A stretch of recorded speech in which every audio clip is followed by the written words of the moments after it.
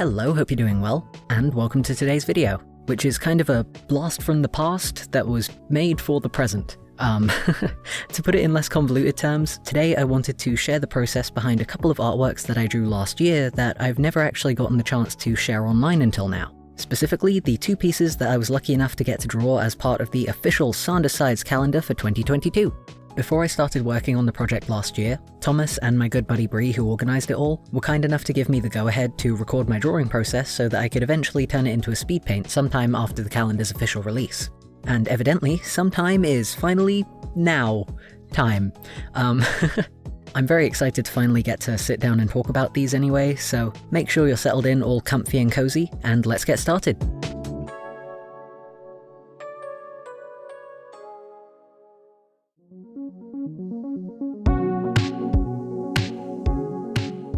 Alrighty, so right off the bat before I start going into massive detail here, I should note that this is going to be more of an inking and colouring focused video, because for one thing I knew that these pieces were going to take quite a long time to draw because I wanted to put in absolutely tons of detail, so I figured I'd at least try and save us all a little bit of time by not bothering to record the sketching stage. But also, I figured it might be a good idea to skip that particular step because these pieces were essentially commissions.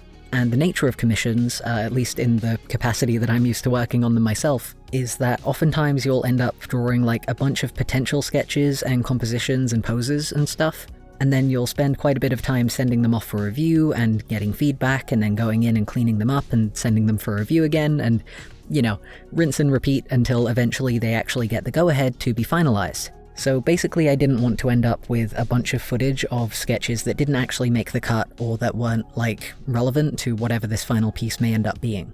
I suppose that's more of a little tangent about, like, professional practice than anything else, but I don't think I've really talked about the actual ins and outs of doing commissioned work very often here on the channel, if ever. I'm not sure if I ever have. Maybe once? I don't know.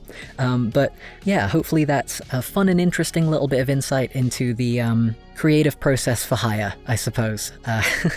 Anyway, since the drawings that you're going to see me working on here were made for a calendar, obviously each piece that each of us artists contributed was made with a particular month in mind. And this first one was for June. I do want to say here real quick, and I'm probably going to say it again during this video because we all know how sentimental I am, but I want to just take a second to appreciate how lovely it was to actually work with everybody else who contributed to this calendar. And like, that's putting the art side of things completely out of mind for a minute. Although I am going to be trying to put the other artists' links on screen and in the description regardless, because they are all just so talented and definitely worth going and like showing some love.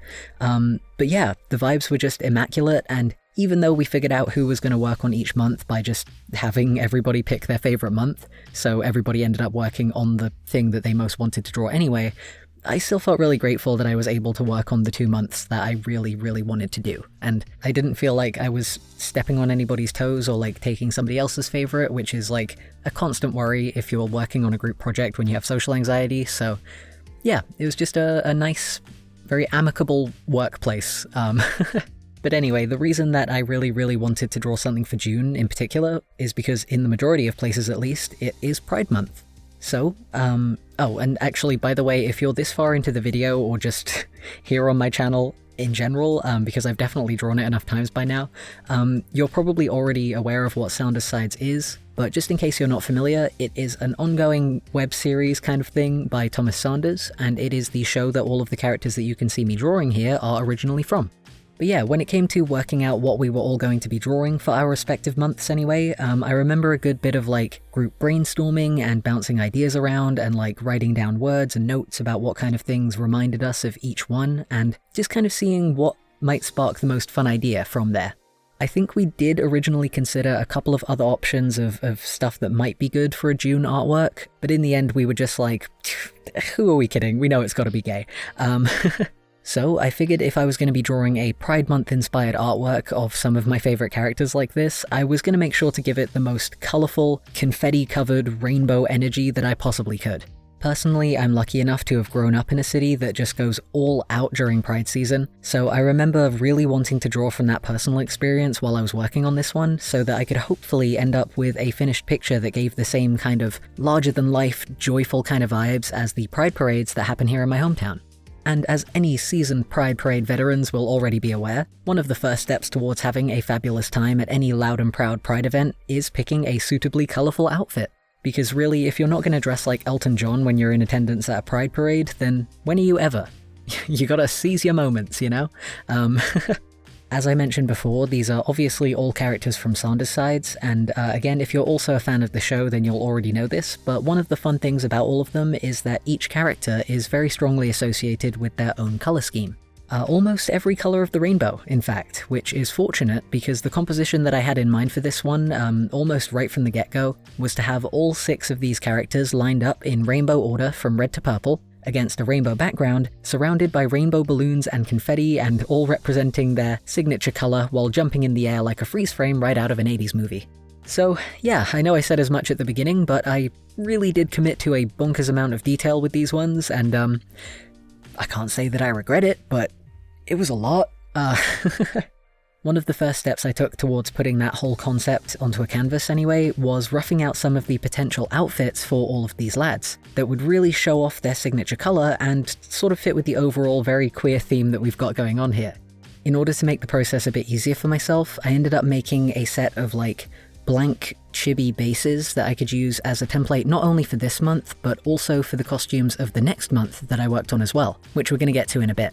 And I had them pasted onto my canvas while I was working on this whole thing, so you've probably already noticed them flying around the screen by now, but I'll try and put those rough designs along the left-hand side here for a moment in case any of you wanted a bit of a closer and a more stationary look at this particular part of the concepting process. I took inspiration from slightly different avenues for each of them. Some were more specifically queer-rooted, some just suited the actual character's personality, and some bits I just went with because they looked cool, but they were all ultimately really fun to design.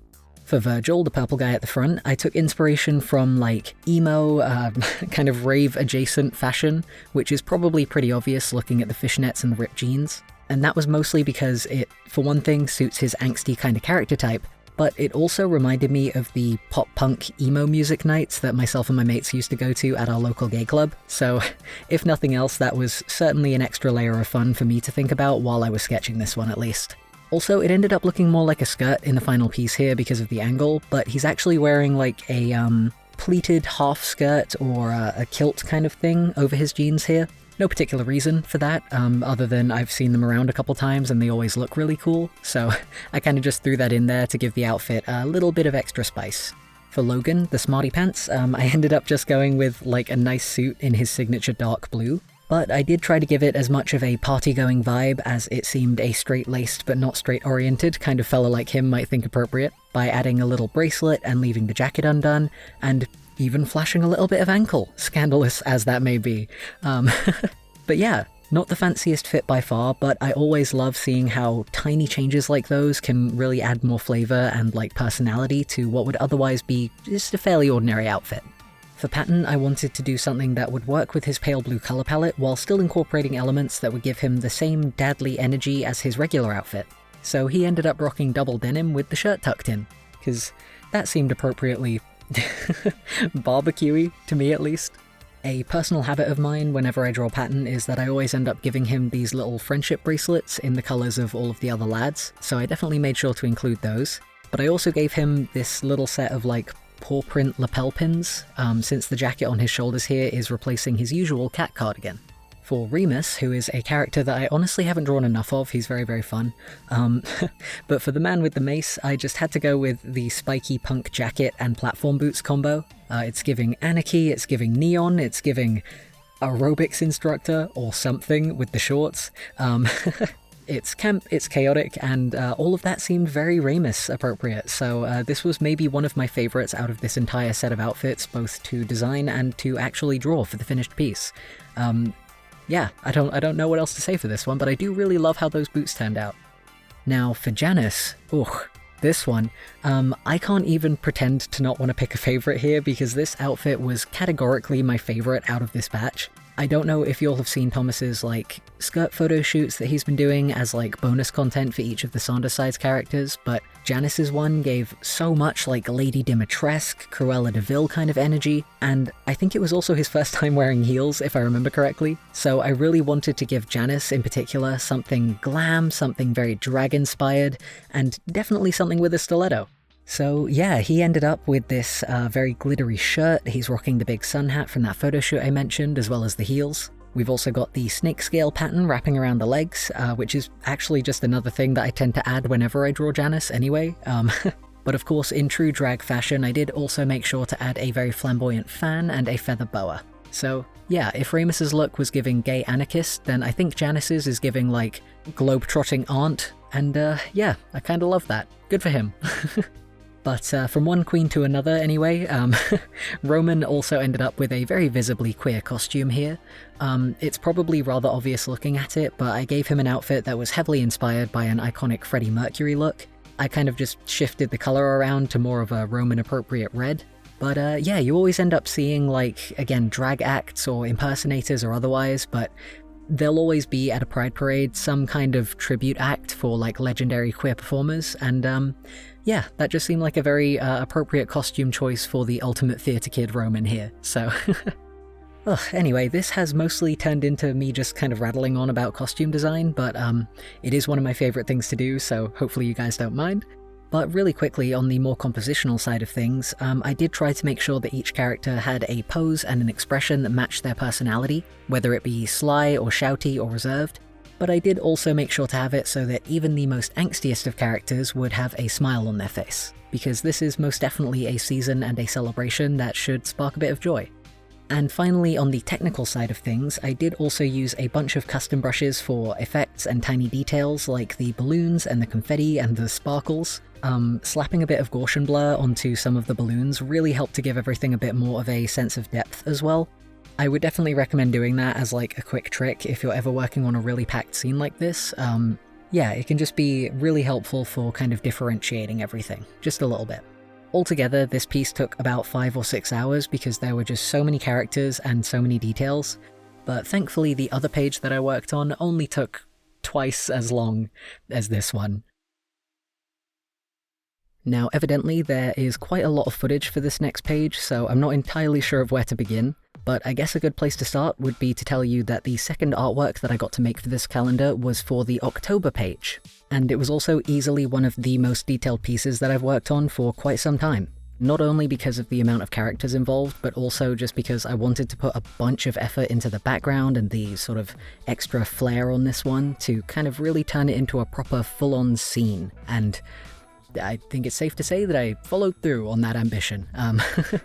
Obviously, October is spooky season, so I specifically wanted to try and draw something that would be appropriately Halloween-y, and pretty much right from the outset, I had the idea for like a snapshot of all of the sides kind of dressed up and jaunting along to a haunted house for a bit of trick-or-treating, and that seemed like a pretty festive, seasonally appropriate kind of concept, so that's what I ended up going with.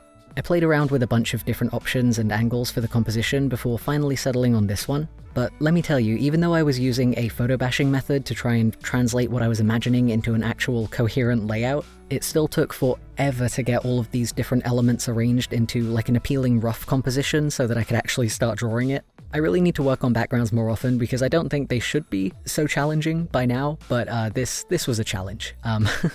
Oh, also, I will get onto everybody's costumes in just a moment, but I think I mentioned photo bashing a moment ago, and I realized that that actually might not be a super common bit of terminology, I'm not quite sure, but it is a technique that I often find really helpful for kind of wrapping my head around very scenery-heavy pieces like this, so I reckon it's probably worth stopping and talking about for a sec. To put it in the simplest terms that I can, although I expect this will probably still be a lot more convoluted than it could be, because that's just how my brain works, photo bashing is another word for like digital collage making, similar to those projects in like secondary school art class where you'd have to cut loads of snippets of things out of a magazine and paste them all together to make a new picture. I don't know, again, how coherent of an example that is, but essentially a photo bash is just a digital version of that. You take loads of little pieces cut from either your own reference photos or stock models and other stuff like that that can be found online, and paste it all onto a canvas to act as placeholders that you can then move around to help sort of figure out your composition and how you might want it to look. That's what the word means to the best of my personal understanding anyway, but I'm sure there are plenty of other interchangeable meanings. That's just the one that I'm personally familiar with. I think there are certain artists who have like more realistic art styles, for example, who will sometimes end up incorporating pieces directly from their photo bashes directly into their final artworks. Or there might be some artists who are just in the business of making collages digitally, so their photo bash would actually just be the collage that is the finished piece. But yeah, personally, I tend to just use photo bashing as almost a secondary thumbnailing method, so like the really early stage ideation for very background heavy pieces like this one, because it allows me to roughly check whether everything that I'm hoping to incorporate even can be blocked out and arranged in like a halfway decent way from the angle that I'm imagining it in, before I dive in and spend ages sketching and erasing and inevitably getting frustrated and confused and running out of time. The short version of all that, anyway, is if you're ever kind of struggling to even put your pen to paper and like figure out where to begin with a background, I would recommend using photo bashing as a way to kind of get your thoughts in order before you start your freehand work. Especially for more fantastical scenery like this, because when you're drawing a place that doesn't actually exist, let alone when you want to have characters interacting with that non-existent 3D space, it can be really helpful to have a custom-made collage like that to kind of stick next to your canvas and use as like an approximate point of reference. Anyway, that was quite a hefty tangent, but I do always try to include at least one helpful bit of actual art advice in my videos, so hopefully that was at least a little bit insightful or helpful for like 1 or 2 people. But yeah, now on to another thing that I could very easily talk about for ages, and that is the costumes. Again, you probably will have already noticed the rough chibi versions kind of flying around the screen here, but again I'm going to try and have them pasted along the left-hand side for easier viewing as I talk through each one, because I know this footage is going a mile a minute. I'm very sorry about that, by the way. There was so much to compress. I don't think I can make it go any slower. But anyway, if we're going in order from foreground to background, then the first character to talk about is Virgil, once again. And I swear that it's only just now as I'm making this video that I actually realized that I put him in the foreground on both of the pages that I worked on, and that also wasn't in any way intentional favoritism on my part. I'm actually quite surprised by that myself because I fully hadn't noticed, so oops, my bad. But yeah, for Virgil, anyway, I know most of the sides canonically have already worn Halloween costumes in the show before, like Virgil was a vampire, Logan got Frankenstein's monster, Roman was a mummy, but for the most part I wanted to play around with figuring out some potential new and like different costumes that might suit them. So for Virgil, it's a bit out there, but because I just adore the like Stitch punk aesthetic of his usual hoodie from the show, I thought that a patchworky looking Stitch covered kinda scarecrow outfit would be a really fun costume to give him that would like kinda pay homage to his usual outfit in the show. For Roman, I did end up pulling from the kind of list of these guys' previous canonical costumes, but only because I wanted to make him a vampire this time around instead of Virgil. And honestly, I can't remember if there was any specific deeper reasoning for that beyond just, and I think we can all agree on this, but I think the very flouncy outfit and like capes and poofy sleeved shirts that you normally see vampires kind of wearing are very befitting of Roman as a person in general.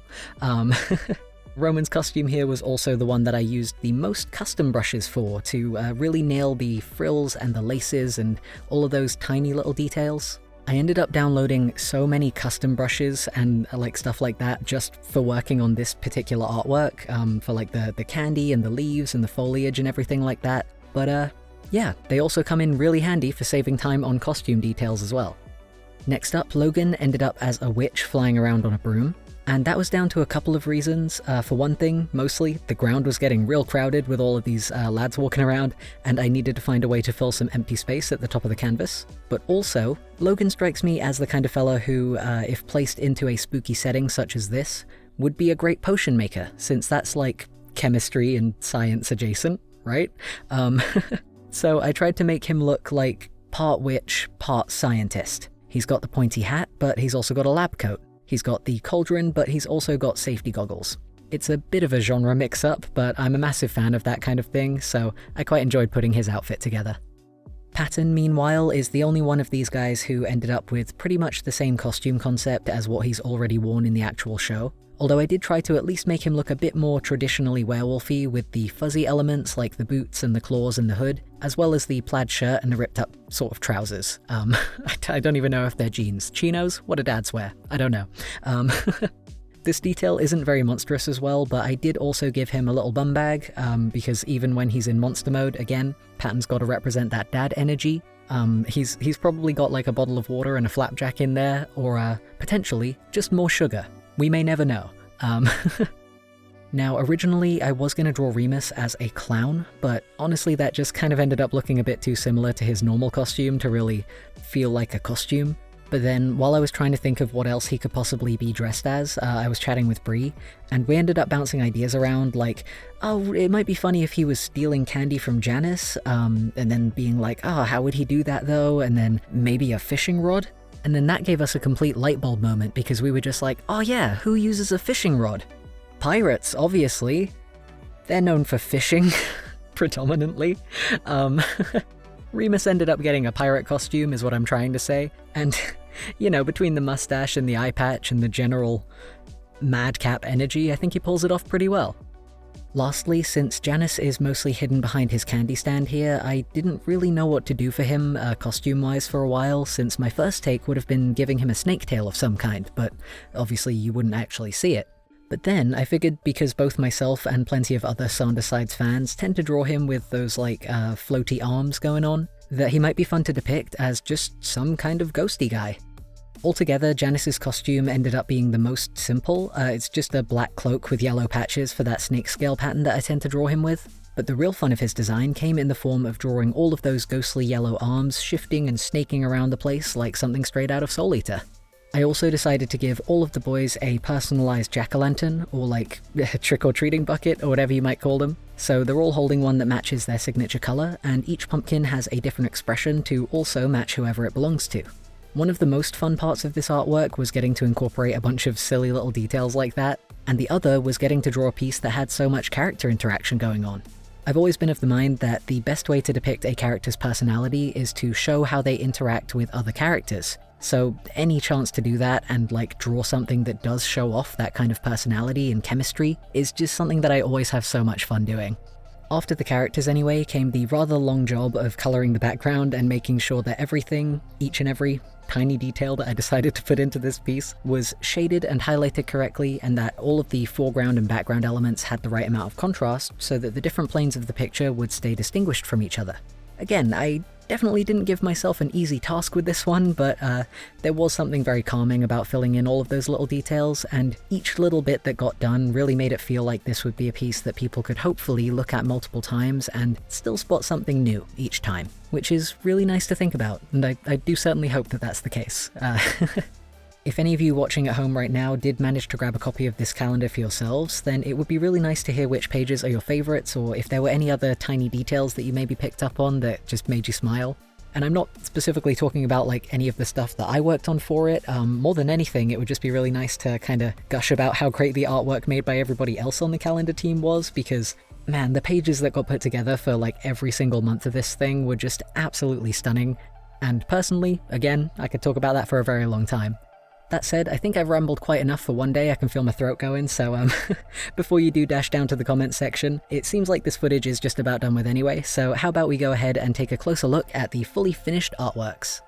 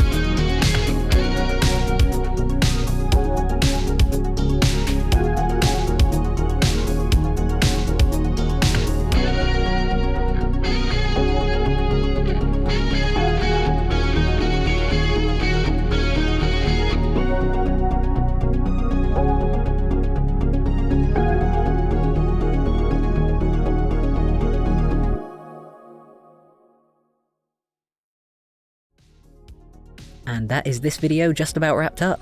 I know we're a little ways into the year already, but if you liked what you saw here, then at least as far as I'm aware at the time of me recording this video, I think there should still be a handful of calendars left over on the shelves on Thomas's store, so if that is indeed the case, I will be putting a link to those down in the description, alongside links to all of the other, again, just lovely, amazing, talented artists who also contributed pages to this calendar project, because they are all very cool people and very much worth checking out. But for now anyway, thank you very much for tuning in and letting me just ramble, mostly about costume design for a hot minute. I certainly had a lot of fun. And I hope you're all staying as safe, happy, and healthy as you possibly can. I'll see you next time.